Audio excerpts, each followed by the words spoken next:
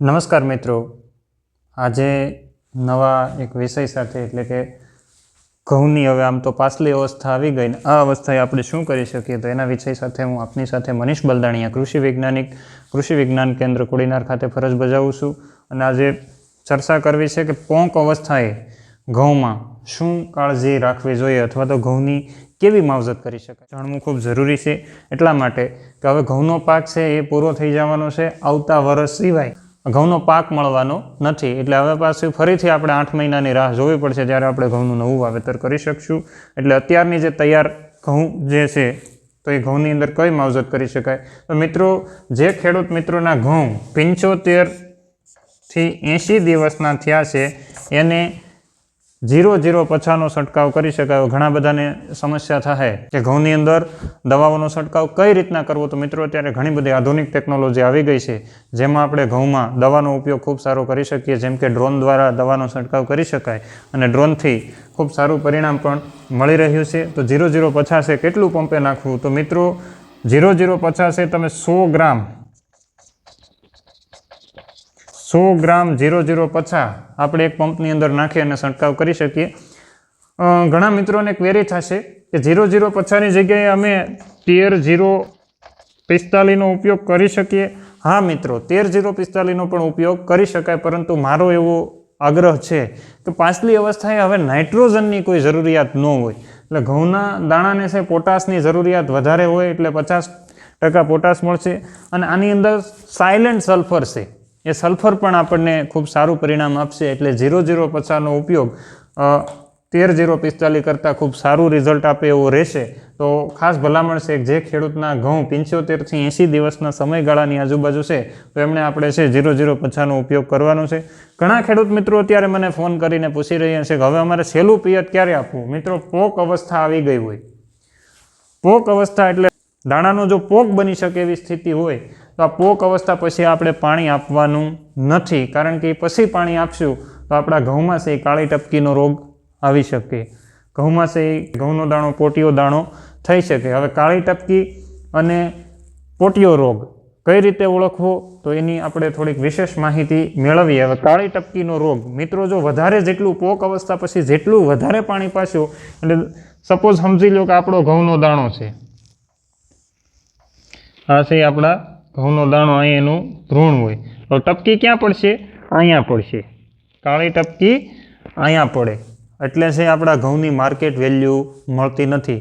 લોકોના 500માં વેચાતા હોય તો આપણા 450માં વેચાય એટલે આપણે એક પાણી વધારે પાઈ અને નુકસાન ભોગવીએ એટલે આપણે હવે પોંક અવસ્થા પછી પાણી આપવાનું નથી, નહીં તો તમારે કાળી ટપકીનો રોગ પડશે।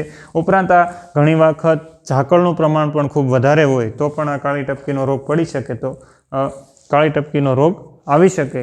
તો એના માટે થઈને આપણે શું કરી શકાય તો મિત્રો, કાર્બેન્ડેન્ઝિમ મેન્કોઝેબનું મિશ્રણ આપણે જે આવે છે રેડીમેડ તો એ 50 ગ્રામ એક પંપની અંદર ઓગાળી અને છંટકાવ કરવાથી આપણને રોગને છે આપણે નિવારણની અંદર લાવી શકાય। એ સિવાય બીજું છે ક્લોરોથ્રીનોલિન, એ 40 ગ્રામ એક પંપની અંદર ઓગાળી અને આપણે છંટકાવ કરવાથી કાળી ટપકીના રોગ સામે આપણે નિયંત્રણ મેળવી શકીએ। એ કોડિયો દાણો, હવે કોડિયા દાણાનો ઉપાય શું? કોડિયા દાણાનો એક જ ઉપાય, દાણો છે ને આવી રીતના કોડી જેવો થઈ જાય, આપણો ઘઉંનો દાણો છે એ આમ કોડી કેમ થતી હોય, આમ કોડી એવો કોડી ટાઈપનો થઈ જાય એટલે દાણો આમ ચપટો થઈ જાય। દાણાનું એક તો હાર્વેસ્ટિંગમાં આપણે જ્યારે કમ્બાઇન હાર્વેસ્ટરનો ઉપયોગ કરીએ છીએ ત્યારે આ દાણા ભાંગી જશે એટલે દાણાની બટકી જેને વધારે આવતી હોય એને પાણી વધી ગયું એમ સમજી લેવાનું। બીજું છે કે કોડી જેવો થઈ જવાના કારણે ચપટો થઈ જાય, એનો ભાવ આપણને મળતો નથી, આમાં પણ આપણે વધારાનું પાણી પાયું ને એનું આપણે નુકસાન ભોગવવું પડે। એટલે ખાસ કરીને અગત્યની વાત એ છે કે જો પોક અવસ્થા પછી તમે પાણી પાશો તો કાળી ટપકીનો રોગ આવશે અને ઘઉંમાં કોડિયો દાણો થઈ જશે। એટલે ખાસ આજના વિડીયોના માધ્યમથી તમને એટલી જ માહિતી આપવાની હતી કે પોક અવસ્થાએ આપણે 0-0 50નો ઉપયોગ કરી લેવાનો છે। 0-0 50નો ઉપયોગ શા માટે?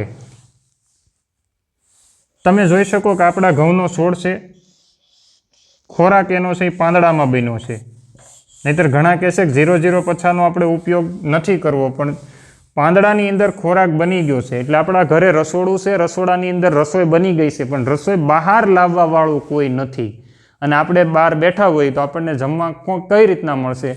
એવી જ રીતના બહાર લાવવા વાળું જોઈએ એટલે રસોઈ આ જે પાંદડાની છે એ અહીંયા બની ગઈ છે, એને વહન થવા માટે પોટાશ જરૂરી છે, અને એ પોટાશ જો અહીંયા આપવામાં આવે તો આપણા દાણા ડુંડીમાં ભરાઈ શકે અને ક્વોલિટી પ્રોડક્ટ આપણને મળી શકે. એટલા માટે હું તમને 0050ની વારંવાર વાત કરી રહ્યો છું.